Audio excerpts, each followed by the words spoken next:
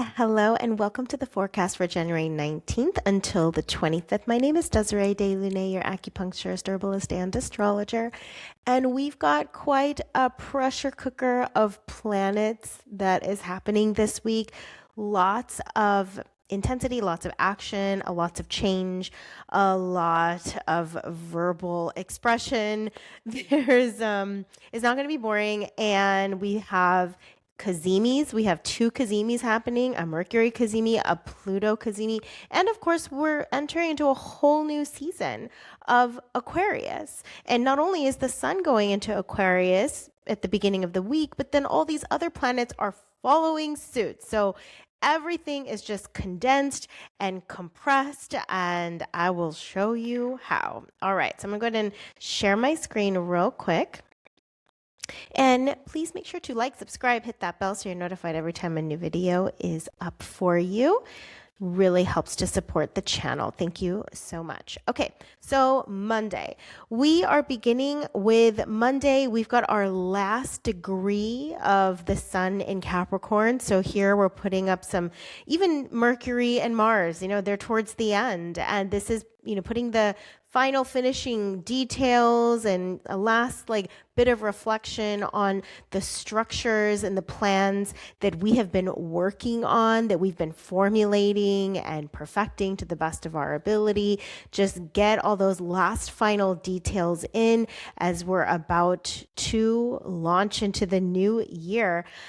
We have Moon in Aquarius, which is really nice. It does give us this level-headed approach, a more calm, collected approach, very objective and also very futuristic. So I like this combo of Capricorn and Aquarius energy. I mean, they're both ruled by Saturn, and Saturn is the boundary between the past and the future. So it's this nice bridge that happens between, taking the lessons that we've learned and innovating into the future, incorporating that wisdom. But there's always something better. There's something more effective, something more optimal that we can design and create. I mean, that's what us humans do throughout the centuries, throughout the years, is to improve things and progress.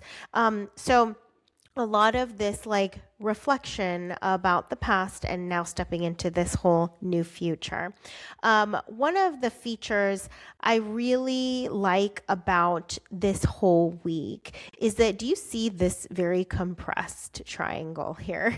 It's very dark blue. And so this is a mini Grand Trine.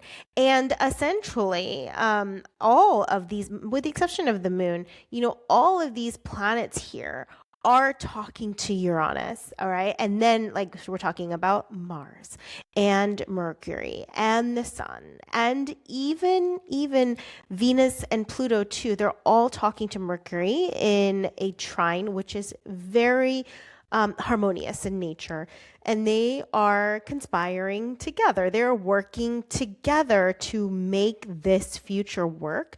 And we have at the apex both Saturn and Neptune here. So this is a mini Grand Trine.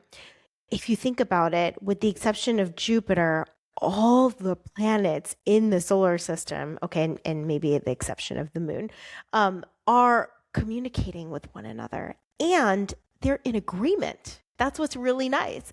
They are like, yes, Mars, do your thing. Yes, Uranus, do your thing. Thank you.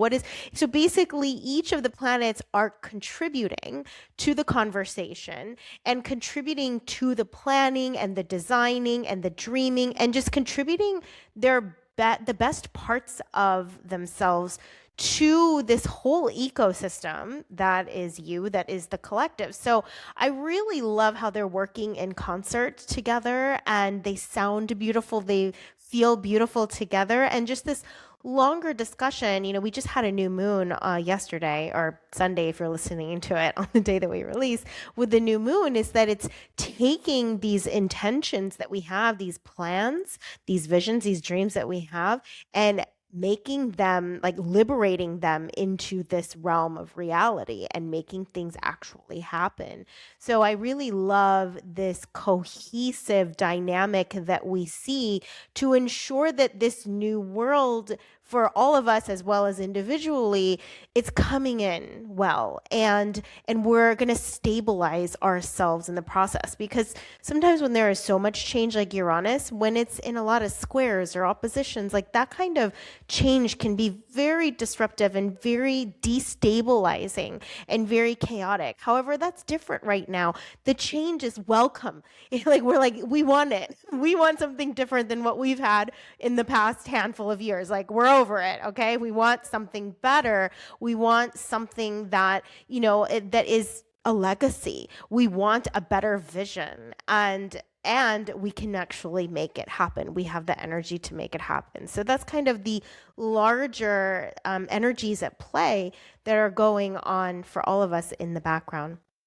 Okay, so on Tuesday is where we're going to start to have that little bit of a square with the moon and Uranus. So if you are feeling slightly anxious or restless, that can happen. Sometimes we encounter conversations or a situation that is just unexpected and kind of throws us off guard, and now we have to adjust to this new thing that we got to deal with. Let's say something happens to your car and your tire blew out, and then you got to take care of that. That's a very Uranus thing. It's not like you could plan for when a tire is going to blow out. Unless there's some, signs and symptoms there, but for the most part, that's just like a freak accident, and that's how Uranus often presents in squares and oppositions.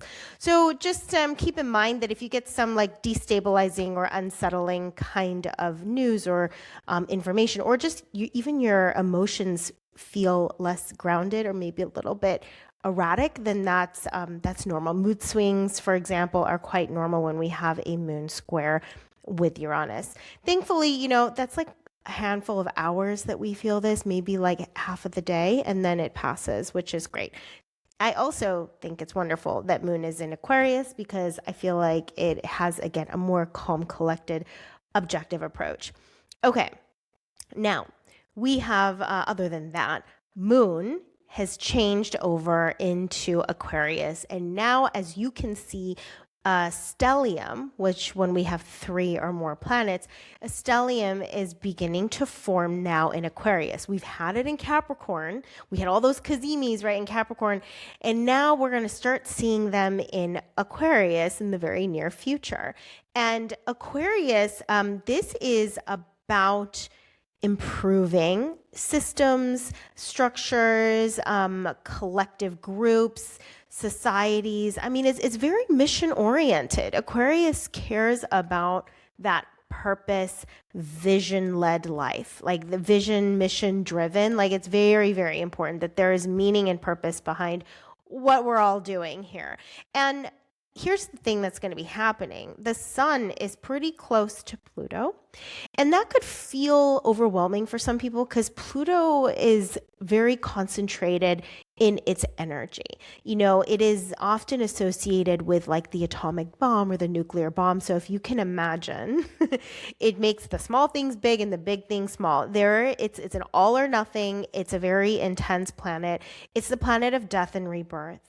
And as we are coming into the week, picture this. Instead of feeling drained, doubting yourself, and putting everyone else first, instead you are confidently expressing yourself, your boundaries, living on fire with your soul's mission, and experiencing this deep well of inner peace. This transformation, it's possible. I live it myself every day, and that's why I created Rise and Thrive. This is a transformative membership that combines the wisdom of Chinese medicine, essential oils, and other healing practices that shift you from surviving to thriving. So click down in the link below to join the Rise and Thrive membership so that you too can live a life in harmony, in peace, and in deep, authentic alignment with your true essence.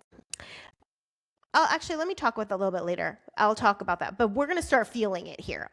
Pluto is can also be very energizing, but it can also, with that level of intensity, can cause one to start to be very tired and shut down as well. Pluto has a lot to do with truth and depth and our personal power too. So some people respond to this as feeling a lot of personal power and sovereignty and agency, versus not feeling helpless, for example. So it can go in those either extreme. We also have a conjunction between Venus and Pluto. See, notice that they're at the exact same degree. And as I said, Pluto is the planet of transformation and change and healing. But also, it has the tagline, it's the planet of death and rebirth. So here, like, a lot of truth or hidden truth is being revealed within our relationships. And I've had this discussion many times, but it's just getting reinforced again.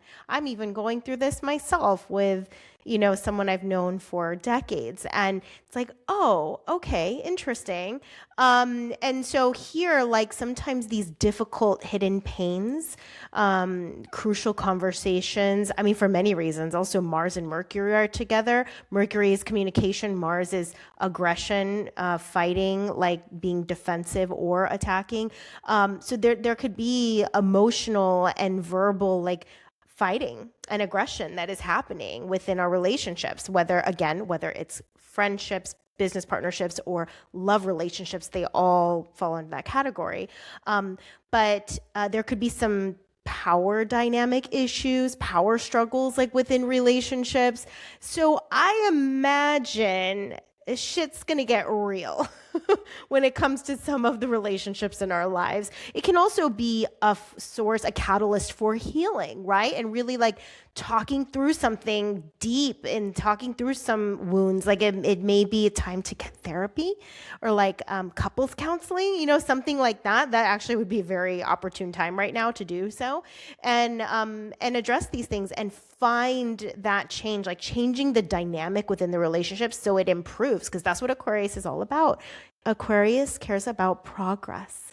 It cares about, the good of the whole, the good of the relationship. So this can feel like a relationship is dying, is another way, and a new birth within that relationship, or not. Maybe that relationship is meant to die, but there could have that, sensation around death and rebirth.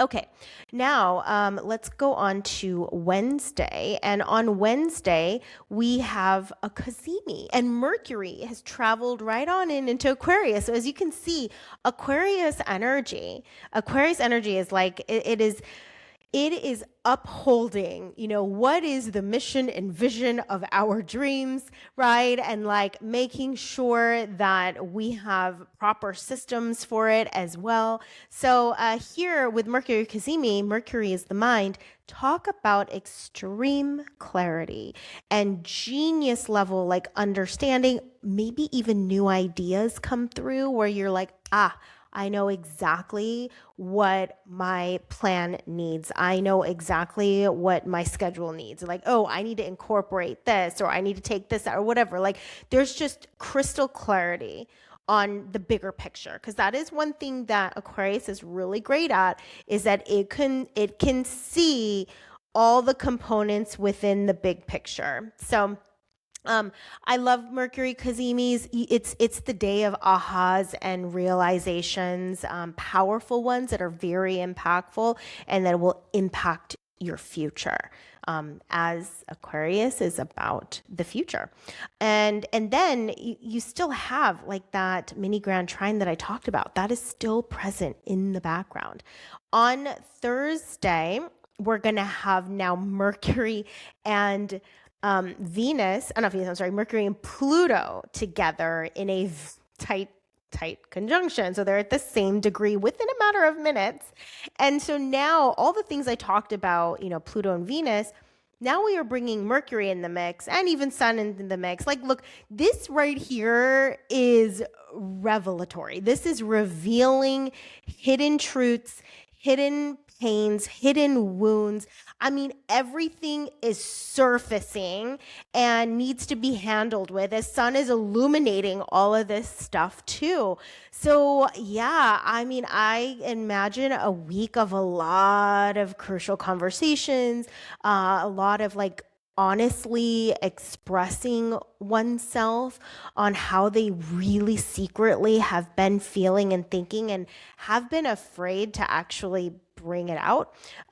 There's going to be a lot. I mean, it can't be contained essentially. Like it's like going to be bursting out of you, and you just can't help yourself anymore. But it could also be finances. You know, Venus represents finances, so hidden things around finances and situations around finances may also be the area of your life that it becomes healed, where you have to like let go and die certain things that you are spending money on, for example, and know what to actually spend money on. So this could be very purifying and cleansing. Pluto is dealing with detox. And now look, you have all these planets compressed around Pluto. So there is like a detoxification. There's a purging going on that is wanting to happen to actually have a more clean and efficient ecosystem, and for your energy body, for your physical body. So if you're finding yourself having to like purge and cleanse and let go, that's going to be a very common occurrence and makes sense for the times right now. So if you have an urge to purge, yes, go do so. And we also have, let me see. Oh, yeah. What is really nice on Thursday, though, is that we have Moon here in Pisces, and this Pisces is soft and nurturing and gentle. And with everything that's happening on the mental side, or even, you know, deep soul level, like dying, rebirth, purging, at least the moon is also talking to Jupiter, and Jupiter is happy in Cancer.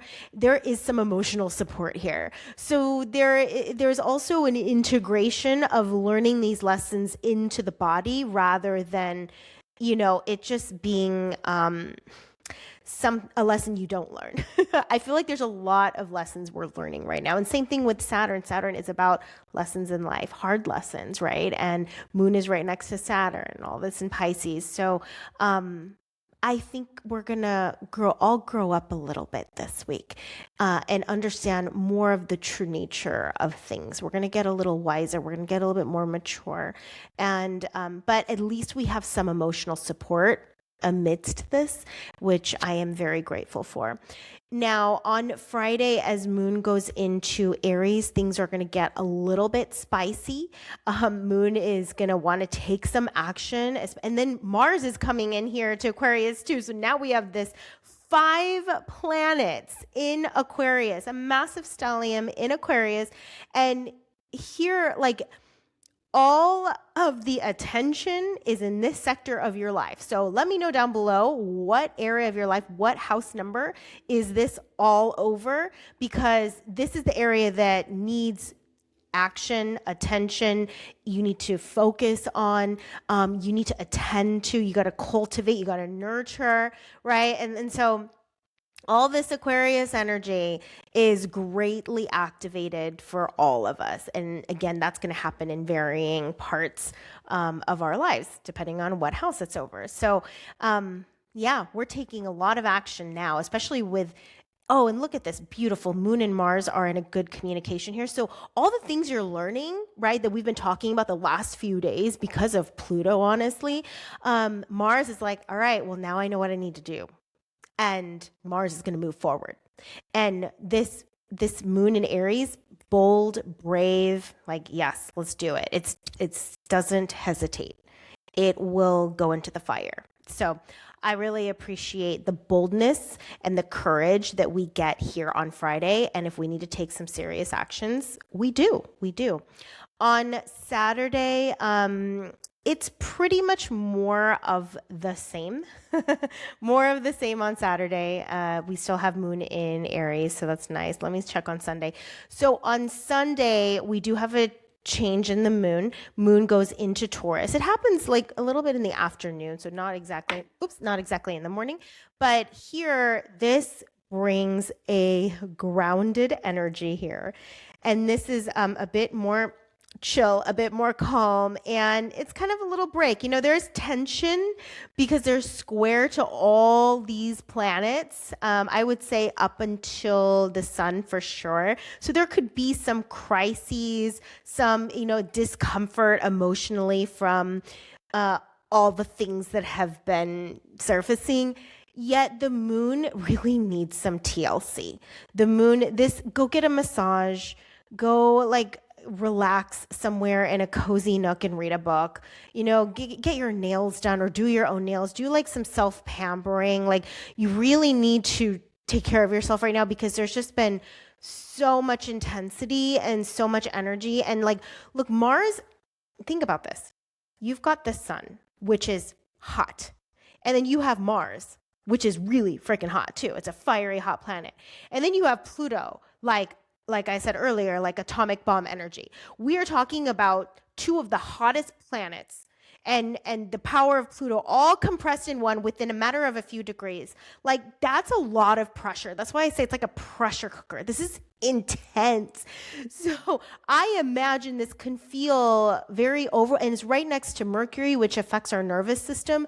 I imagine our nervous systems are going to be very overstimulated at this time. And then look, it's talking directly to the moon, which is our bodies. So very important. I'm just throwing things around me. Very important that you stabilize your nervous system and get grounded, go into nature, literally barefoot on dirt or grass or something like that, if weather permits. But get some good quality food and you get a massage, do the Taurus things, indulge in your pleasure and desires because you need a way to diffuse all of that compressed, packed, intense energy of change and transformation. I mean, it's fiery freaking hot. So please find ways to neutralize all of that energy. But we're all going through some internal changes here. And again, do tell me what house this is over. All right. Thank you so much for hanging out with me. Make sure to subscribe, and hit that bell so you are notified with every new video. Thank you so much. Do you find yourself giving more than receiving, doubting your worth, and maybe even hiding your powerful gifts from the world? These are signs of someone being disconnected with their soul's highest expression. I'm Desiree DeLune, an acupuncturist, herbalist, and astrologer. And through my own healing journey of self-discovery, I have learned how to shift these lower frequency states into empowered living. I use Chinese medicine, essential oils, astrology, as well as work that brings together ancient wisdom and modern healing practices. So I want to introduce to you Rise and Thrive. This is a unique membership program where you'll be receiving quarterly workshops, guided meditations, and essential oil blend recipes that are specifically designed for empathic, hypersensitive women like you. Unlike other one-off workshops or some generic self-help program, understand that Rise and Thrive offers ongoing support, practical tools that help you to create lasting and progressive transformation. So at just $61 per quarter, it is the most affordable way to work with me consistently. So click on the link down below, join the Rise and Thrive membership, the community, and begin your journey into living your authentic, empowered life.